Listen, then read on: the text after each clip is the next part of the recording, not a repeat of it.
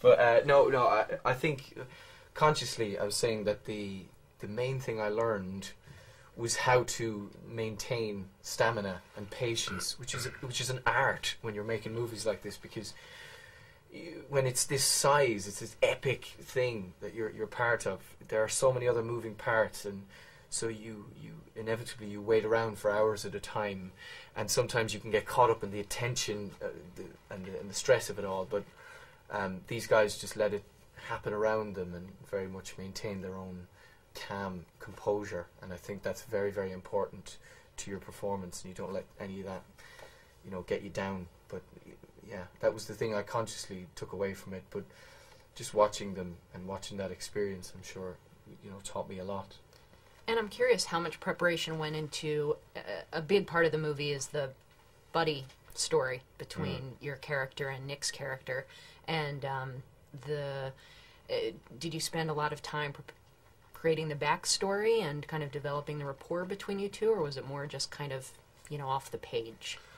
Well, there was plenty on the page, but there was also an awful lot that we were asking the audience to buy into that wasn't on the page, and so we had this uncommon luxury of being invited to the location 3 weeks prior to starting the filming of the film.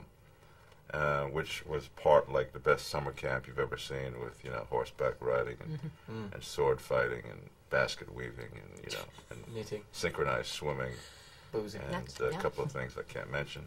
And then these roundtable discussions where we're reading the script, we're talking about what works, what doesn't work. Nick and I felt that it was imperative that we identified the specifics of our history together. The more we knew about who we were to one another, the more would transfer its way, sort of, cosmically into what the audience was experiencing. So that's the luxury, and it was time very well spent, because by the time we got ready to commit to film, we all had a well articulated sensibility about the movie we were all making. And talk to me about a lot of people have a fascination with this time period, the medieval knights, the Crusades.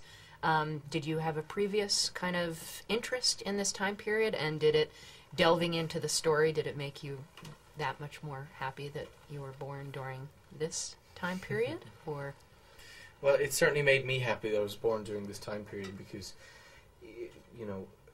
when you're out in the locations, you suffer the elements quite a bit.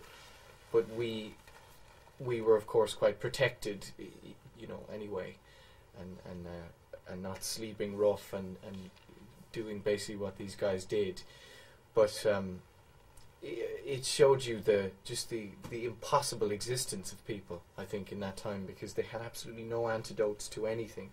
Any mild affliction would result in death for these people, because they had no medicine, they had no technology, and any technology that was put forward or publicized was deemed irrational and heretic, and the person would be burned, or hanged. And it was a time of superstition. It was a time of complete and utter control by Christianity over the masses.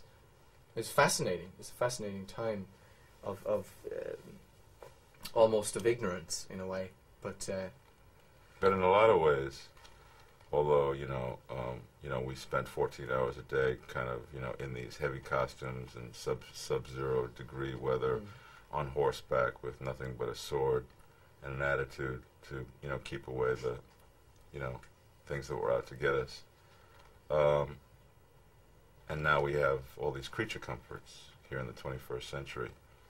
But if you really, really look at the circumstances, the backdrop of this thing, it's an institution that is identifying an enemy by